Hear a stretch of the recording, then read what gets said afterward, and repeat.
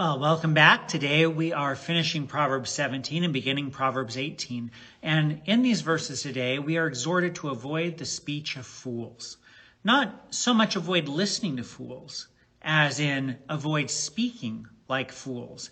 And in reality, that is about avoiding patterns of thought that characterize the foolish person. Because our speech merely reveals what's in our hearts and minds. Our hearts and minds come first. And so this is about avoiding the thought patterns, the heart attitudes of the fool.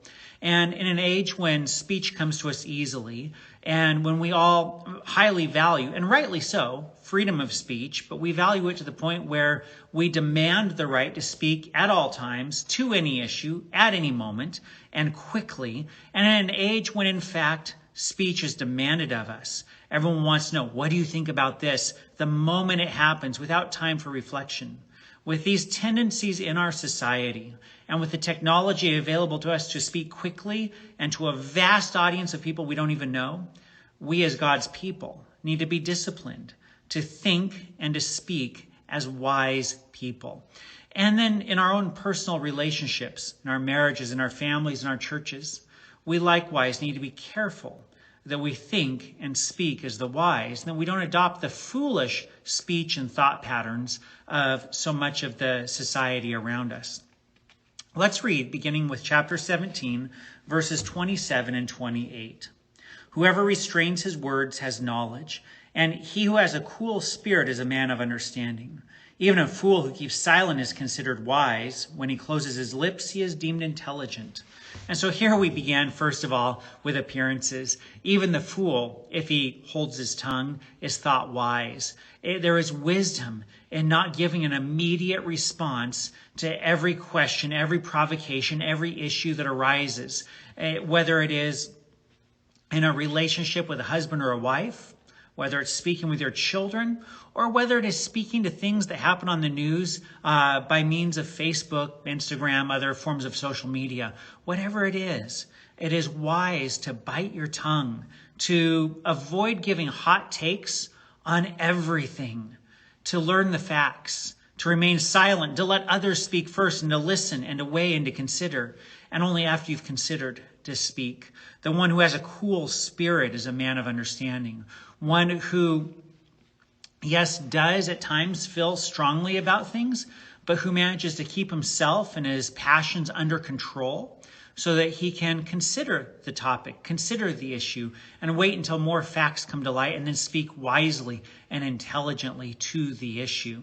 In today's world, where we are exhorted to speak quickly into everything, these words are a challenge to us, aren't they? It is hard to bite my tongue, especially when everyone around me is speaking, and some of them, I think, are speaking foolishly. I want to jump right in. I have one who goes to coffee shops and works at times. I sometimes overhear conversations the next table over, and I want to jump over that table and say, "Excuse me, I heard you saying something stupid, and I would like to correct you." It takes self-restraint not to do those kinds of things. And we wouldn't do those kinds of things in person most of the time.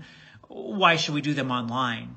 We need to have self-restraint. The one who has understanding and the one who is wise bites his tongue, holds his words, and exercises self-restraint.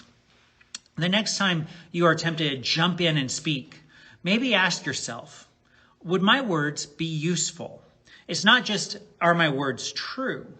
But would they be useful at this point in time? So, for example, when you're standing at the deathbed of a person who's died of lung cancer, it may be true that his chain-smoking cigarettes for 50 years killed him, but it might not be useful at the moment of his death to be talking to the family about the evils of cigarette smoking. It is true, but perhaps not useful. And so likewise, in many other situations, it may not be useful right now to say this thing. And so we need to ask ourselves, would this be useful? Would it be helpful to those around me? Would it build up? Or would it simply be more noise? Is this the right time to say these things, the right occasion to say these things. Perhaps even, am I the right person to say these things? Especially online, there are times when I would like to jump in and correct someone who I see say something on, say, Facebook. And then I give it a moment's thought and realize I may be online friends with this person, but I haven't even online interacted with this person in years. And I'm probably not the right person to jump in and correct them. So that the first time I speak to them in years is for me to say how wrong they are. And so these verses exhort us to bite our tongues, to restrain our words, and to perhaps ask before we speak, am I the right person? Is this the right time? And would me saying whatever it is right now be useful? You know, another context is when we're in arguments with people, especially people we're related to. Sometimes we want to let them have it with the truth, or at least the truth as we see it. But sometimes you also have to ask, would this be useful right now? Would this help to resolve the situation or merely inflame it? Is this about me feeling better and justifying myself, or is this about me working towards a solution? There are plenty of times we need to restrain our speech and hold in our passions and remain silent. Particularly when I do premarital counseling, I encourage people with this all the time. I tell them, when you're angry at someone, your husband, your wife, you need to remember, as much as I want to hurt this person in the moment, I love this person. I don't want to hurt this person truly. And so to exercise self-control, and when you want to call that person names, when you want to insult them, when you want to let them have it, to bite your tongue, to restrain your words. That's an act of wisdom, an act of godliness, to exercise self-control and not to say simply everything that comes to mind in the moment. The wise restrain their words. Well, let's move on. Chapter 18, verses 1 to 4. Whoever isolates himself seeks his own desire. He breaks out against all sound judgment. A fool takes no pleasure in understanding, but only in expressing his opinion. When wickedness comes in, contempt comes also, and with dishonor comes disgrace. The words of a man's mouth are deep waters. The fountain of wisdom is a bubbling brook. Now, here we have marks of foolish speech, and truly they are marks of foolish thinking. Not just foolish speaking, but foolish thought patterns. We begin with the first one. The fool isolates himself because he seeks his own desires. The foolish person wants to be right. The foolish person wants to do what he wants to do, and so he is busy justifying himself, his own desires, his own actions, his own thoughts. He does not want to listen to anyone else. He does not want to be corrected. This could be in cases of an argument with, say, a child, a parent, or a spouse. This person does not want to hear that he or she is wrong, and so he isolates himself and just replays the argument in his own mind. This person is the one who wants to be right, and so he's not going to go and listen to people who disagree with him or her. This is the person who will only listen to those media outlets that affirm what he already wants to hear. This is the person who goes online and reads only those things which affirm what she already believes. The reality is this person isolates himself or herself, not necessarily being alone in a room, but by listening only to those people and those sources that already agree, that this person knows will agree, because this person is not ready to hear disagreement, because what this person actually wants is his own desire. He's not interested in understanding. He wants what he wants, and he's justifying it. And we need to be very careful that we guard against this, especially today. Relationally and just a personal level, it is very easy when we argue to go find people that we know will agree with us and to listen to them affirm us. And so we get more and more angry, and that's just not right. Or those people that we know will say, yeah, do whatever you want. And they're not helpful because they don't help us do what is right. They just say, yeah, do whatever you want. And we know that they're going to say that. So we go to them. That's not seeking advice. That's seeking people who will justify your own actions. And we need to guard against that. But then also online and through our various forms of media, we need to be careful because our major media companies are not interested in giving us truth. They are interested in making money. And so the various tools that we use to consume news, to hear opinions, they run algorithms that say, oh, you like this. Oh, you click on this. Let me give you more of what you already like, what I know you already agree with. And pretty soon, from our news feeds, from our social media, any voice that disagrees with us vanishes. And we just hear more and more and more of the same. And so we live in an echo chamber where all we hear is our own voice echoed around, our own opinions echoed around by those around us. We're not even maliciously isolating ourselves, but our technology is doing it for us. Because the goal of the companies is to have us engage with their products. And that means giving us what we want. And so we wind up surrounded by only those who agree with us, which means we are isolated. We don't hear disagreement. And so we don't come to understanding. And if we're content to live there, we're not really interested in truth. We're only interested in justifying our own beliefs, our own actions, our own desires. We're not interested in truth.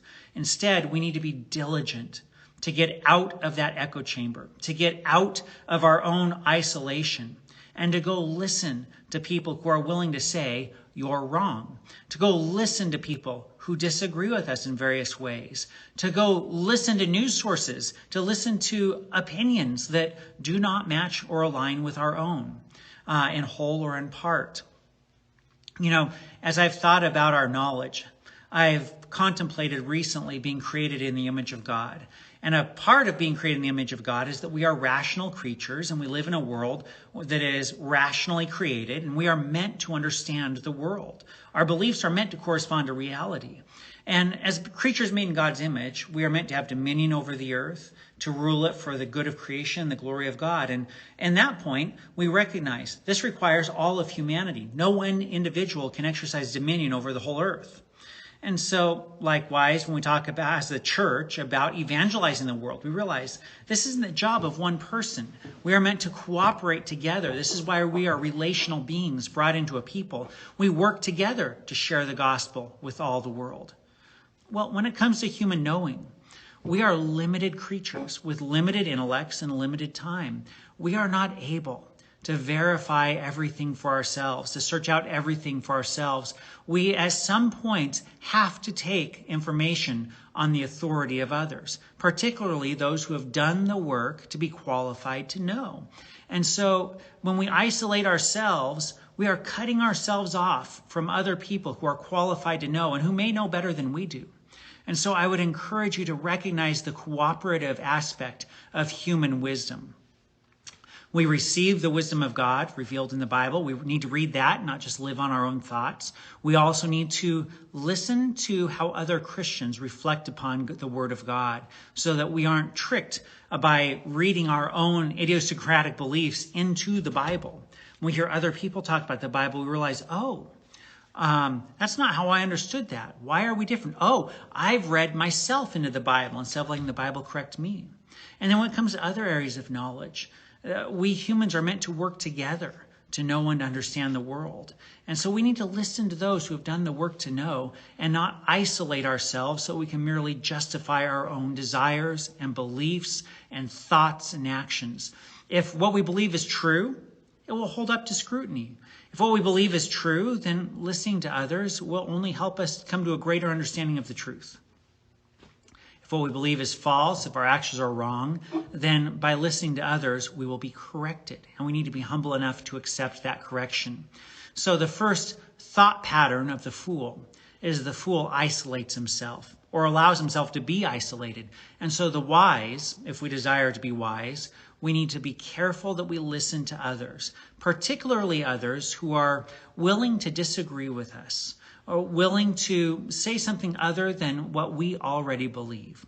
Now, the second point here, the fool takes no pleasure in understanding, but only in expressing his opinion.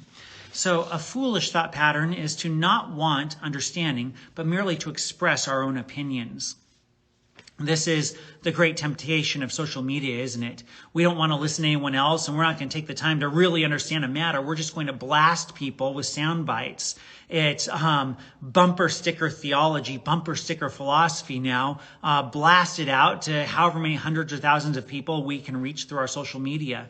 We are more interested oftentimes in projecting our opinions and having other people like it than we are in understanding a matter. It takes work to understand. It takes desire to understand a matter well. It takes desire and labor to seek out truth. It's much easier and more pleasing to blast out our opinions in a few seconds and have people say, yeah, I agree, and just to kind of take it as a vote and then to be angry at those who disagree with us. The fool takes no pleasure in understanding, but only in expressing his opinion. And so we need to ask ourselves, do I merely want to be heard? Or have I taken the time to understand whatever it is I'm speaking about? Have I taken the time not just to get a shallow understanding, but a genuine understanding, a valid understanding? Am I even qualified to speak to this or that issue? Because we are not, any of us, omnicompetent. We are not, any of us, able to speak competently to every single issue. And so we need to seek to understand. And only then, if it would be useful to speak. Sometimes we simply want to be heard because we are prideful beings and we want the affirmation of others, not to understand. And this, by the way, is why sometimes we delight in taking a minority position. The minority position is a place that sometimes is correct, but sometimes people land there simply out of pride. It is the hipster desire to be offbeat, to be unique, to say, well, everyone else is going that way, but this is it, and to take pride in being different. And so sometimes when we, particularly through online research, in areas where we're really not qualified to have a real valid opinion that overcomes an expert, we find some person who kind of agrees with what we already believe, but who is off the mainstream, and we say, I have found the secret. Or we say, everyone else is going along with this, but they don't understand. They're being manipulated. And I, through my research, have found the secret. And sometimes we need to be careful. That's not simply a matter of pride. I have secret knowledge. I am wise and everyone else is a fool. And it's not based on a genuine understanding of all the issues. It may even be in an area where we're not qualified to disagree with the experts. But it feels good to stand with the minority and say, all of you are fools, and I have found the secret. And so we need to guard against that. We need to seek understanding and not merely to broadcast our opinions and to take pride in being the only one who is right, or part of that minority who is right. So I would ask you, do you know why others hold views that you do not? You know, one of the things that happens when we merely want to voice our opinions is then we get into arguments and we're not after the truth. We're merely after proving ourselves correct and winning. That's the one who merely wants to broadcast his opinion, not seek understanding. All I want to do is win and defeat you. That is an act of pride. That is not about seeking understanding. And one of the ways that we can test for that is to ask the question, do I know not just what another person says, but why they hold this position? You know, none of us is in ourselves, believes ourselves to be irrational. None of us holds views that we know are false. If we believed they were false, we couldn't hold them. We'd know they were false. When other people argue against you, they believe, whether they are correct or not, that they are being rational. They believe that they are seeking what is best for someone. And sometimes when we disagree, we are merely disagreeing on means, and we both agree on ends.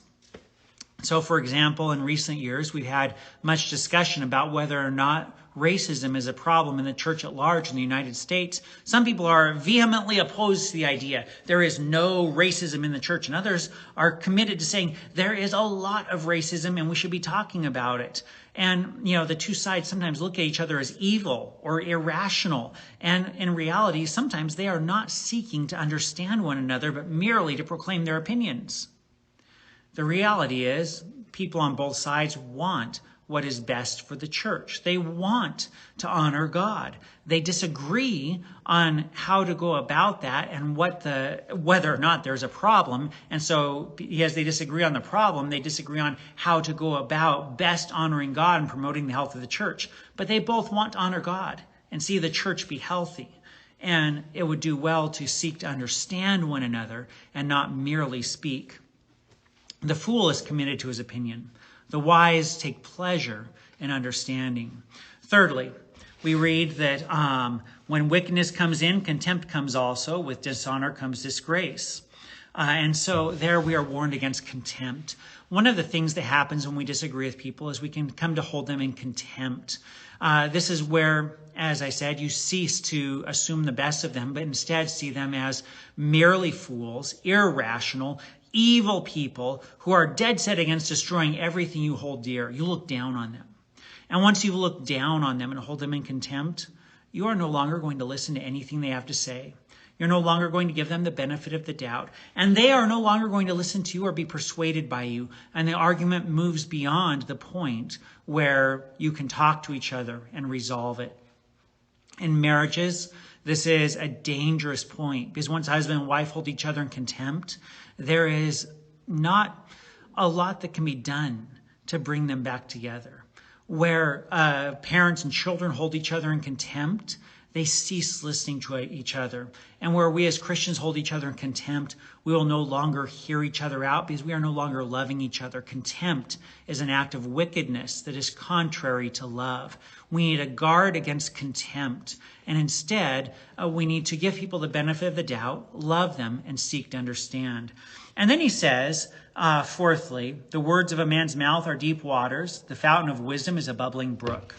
Now, this is a contrast. The words of the average person, his words are deep waters. Where we read about deep waters in the book of Proverbs, or actually really anywhere in the Bible, those deep waters are dangerous. It represents the unknown. Meanwhile, the words of the wise are a bubbling brook. And remember, flowing water is living water, useful water. It's clear. So what is this deep water, this dangerous speech?